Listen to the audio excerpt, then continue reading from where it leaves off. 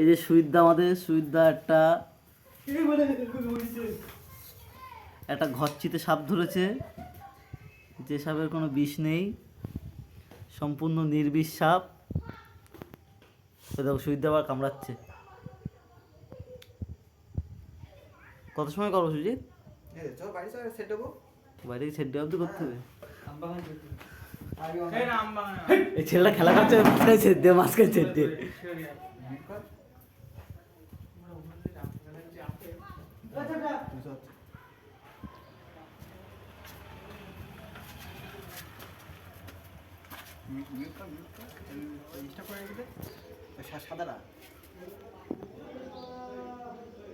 সাদাটা হাট কিছু হয়নি তো, সাদাটা